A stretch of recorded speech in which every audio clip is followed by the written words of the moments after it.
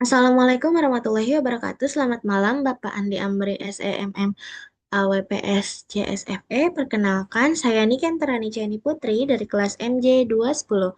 Saya membuat video ini untuk memenuhi ujian akhir semester mata kuliah Statistik, Ekonomi, dan Bisnis.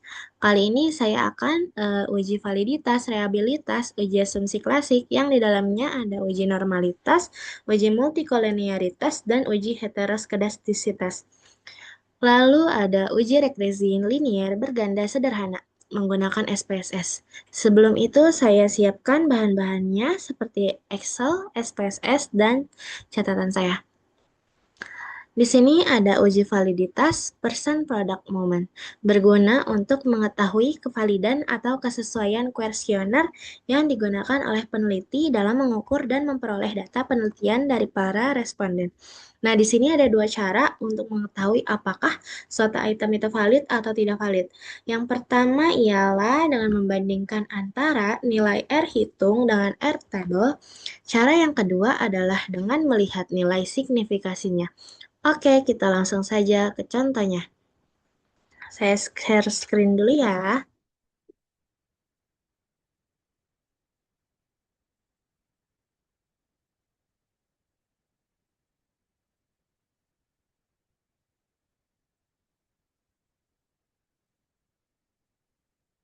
Kita ke Excel dulu. Nah, di sini sudah ada data kuesioner yang saya buat. Di sini sudah tersedia 40 responden. Kemudian saya copy semua tabulasi datanya ke aplikasi SPSS. Lalu di sini kita paste ya. Nah, di variable view kita ubah ya. Ini menjadi X1, ini menjadi X2, dan ini menjadi Y. Nah, di sini kita ubah jadi scale ya. Kalau Y-nya kita tidak usah. Nah, kita kembali ke data view. Untuk menghitung validitasnya, caranya adalah klik Analyze, Correlate, dan Bivariate. Klik Ctrl A, lalu pindah ke kanan. Pastikan bagian correlation coefficient-nya di persen ya. Terchecklist lalu oke. Nah, di sini sudah muncul output ya.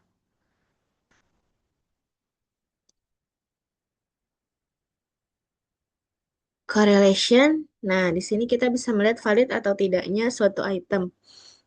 Nah, maksud dari item X1, X2, dan Y ialah item pernyataan yang kalian miliki. Kemudian di sini ada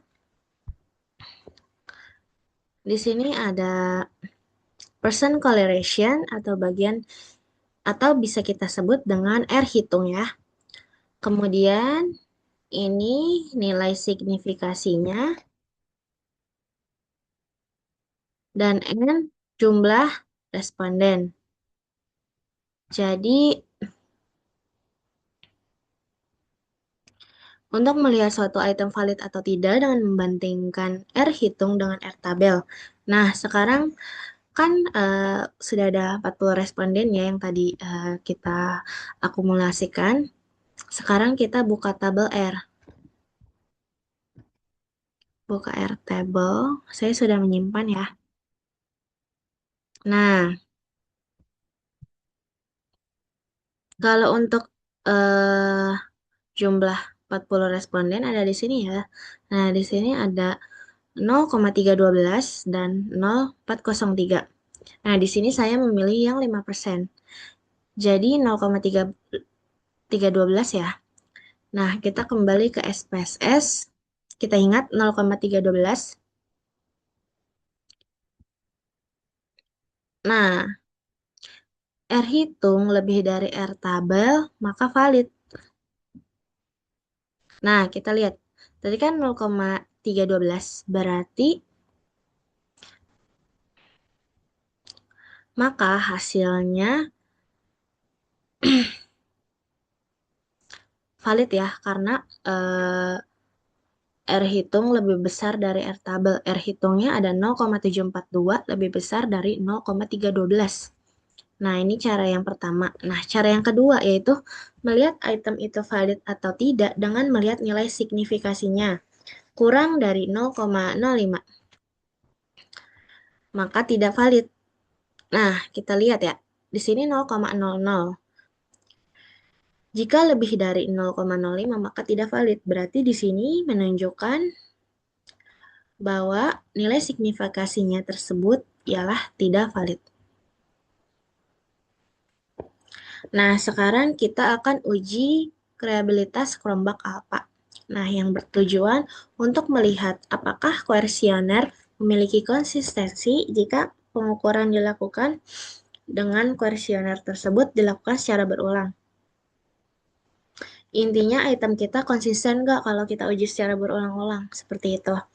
Nah, menurut Wiratna Sujarweni tahun 2014, kuesioner dikatakan reliable jika nilai kerombak alfa lebih dari 0,6. Lanjut kita uji reliabilitas menuju data SPSS yang tadi ya. Caranya ialah analyze, scale, reliability analyze. Nah, bedanya di sini kita akan pindahkan ke kanan X1 dan X2 ya. Y-nya tidak usah. Nah, oke lanjut pindah kanan, klik statistik, kemudian checklist yang scale if item delete, kemudian continue. Nah, modelnya pastiin dulu nih, alpha atau enggak. Kalau alpha, kemudian oke. Nah, di sini kita sudah muncul ya, hasil uji reliability menggunakan SPSS. Nah, kemudian kita ke tabel R. Di situ bisa kita lihat nilai kerombak. Sini ya, nilai kerombak alpha ada di 0,639. Nah, menurut Wiratna Sujarweni 2014, kuesioner dikatakan reliable jika nilai kerombak alfa lebih dari 0,6. Nah, berarti di sini valid ya, karena sama 0,639. Berarti ini valid. Nah, lanjut kita sekarang uji asumsi klasik. Kita menuju data SPSS yang tadi ya. Kita uji normalitas dulu ya, ke analyze, regression, terus linear. Nah, di sini ada independen sama dependen. Nah, X1, X2-nya dipindahkan ke independen ya. Nah, X3, mohon maaf, Y-nya kita pindahkan ke Y. Y-nya kita pindahkan ke dependen. Terus statistik ubah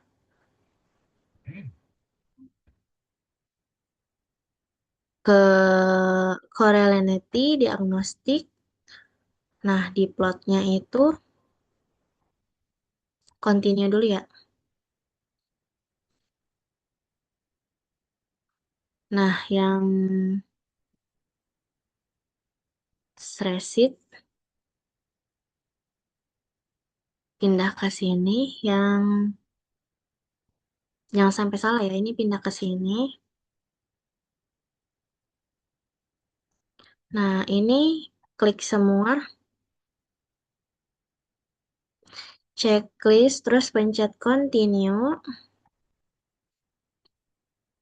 Nah, lalu yang save, yang residual ini klik. Nah, langsung continue. Nah, oke. Nah, ini outputnya sudah terlihat ya. Nah, ini adalah hasil output yang nantinya akan kita interpretasikan. Nah, lanjut di sini akan saya menjelaskan uji asumsi klasik. Uji asumsi klasik ini ada tiga ya, ada uji normalitas, uji multikolinearitas, dan uji heterokedastisitas. Nah, yang pertama ada uji normalitas. Uji normalitas dikatakan normal apabila nilai tingkat signifikasinya lebih besar dari 0,05. Begitupun sebaliknya. Nah, uji normalitas ini kalian bisa uji dari histogram. Kita cek ya.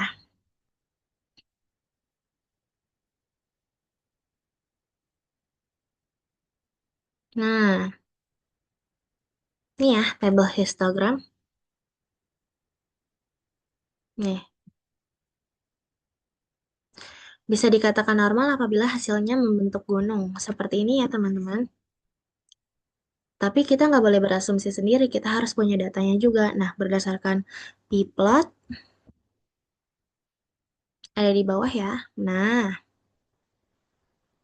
bisa dikatakan normal apabila titik-titik mengikuti garis diagonalnya. Nah, kita lihat di sini titik-titik bulatnya tidak beraturan ya, tidak tidak agak tidak mengikuti garis diagonal lurusnya ini. Berarti kurang normal ya. Nah, lalu kita uji Kolmogorov. Kita ke data yang tadi, kita pencet ini, lalu analyze, non-parametric,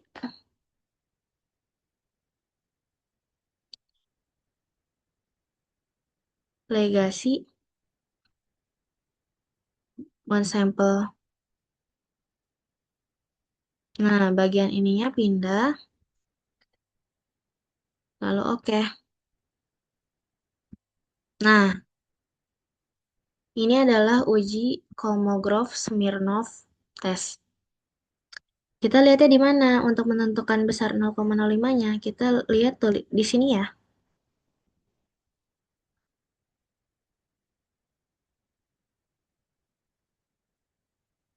Nah, berdasarkan tabel di sini, Kolmogorov-Smirnov itu lebih besar dari 0,05.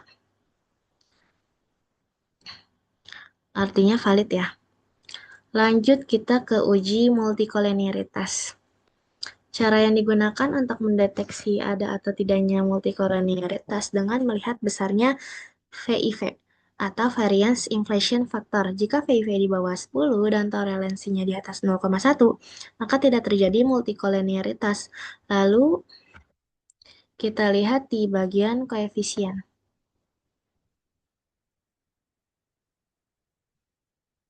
Nah, di sini ya.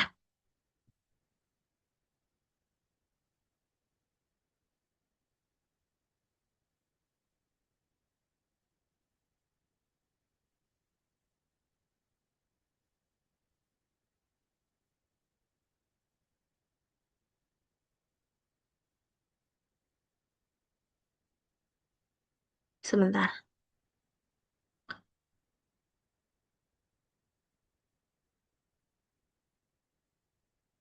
kita cari lagi sebentar.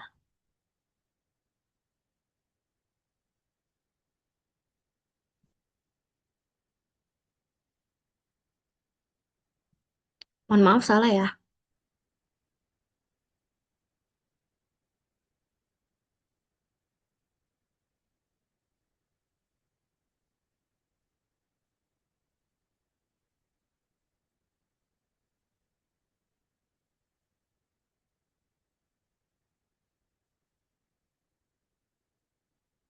Oh, benar-benar. Collinearity tolerance dan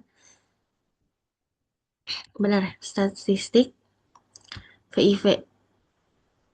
Berdasarkan tabel di layar bahwa nilai X1 dan X2 adalah sama ya. Kalau X1-nya toleransinya 0,7770, kalau VIV-nya 1,299.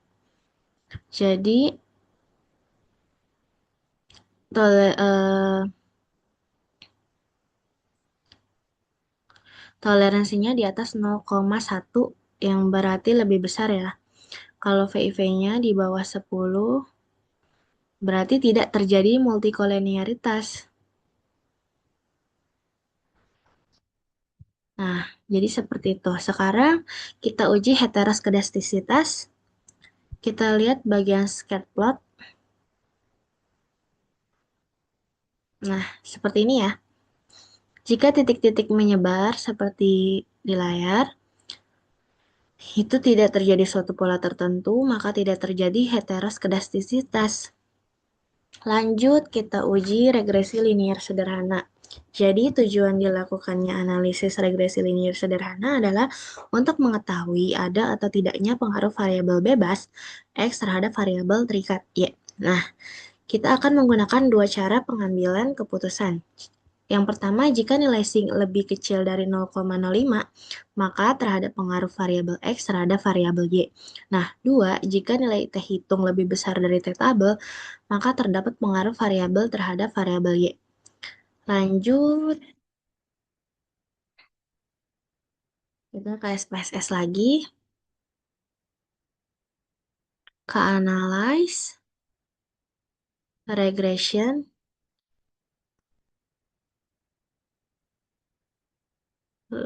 linear,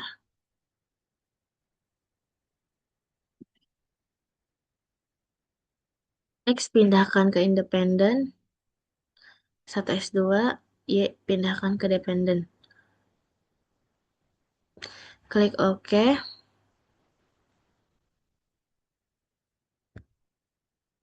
Nah,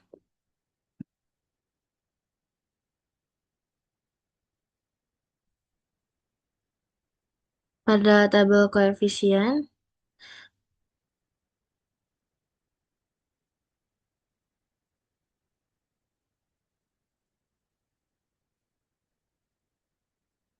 nilai Y, yaitu konstan, itu adalah 0,156. Artinya, tetap ya, maka penjualan sebesar 0,156 itu meningkat, maka X juga akan mengalami peningkatan sebesar 0,648. Meningkat ya. Lanjut untuk pengujian hipotesis, tetap menggunakan bagian ini. Nah, kita lihat di sini ya, T dan sin. Jadi, nilai signifikannya lebih besar daripada nilai T-nya ya. Nilai signifikannya 0,746 lebih besar dari T, yaitu 0,372. Yang artinya berdasarkan dua pengambilan keputusan di sini, maka dapat disimpulkan nilai X1, X2, dan Y artinya semakin tinggi tingkat yang dilakukan, maka akan semakin meningkat juga.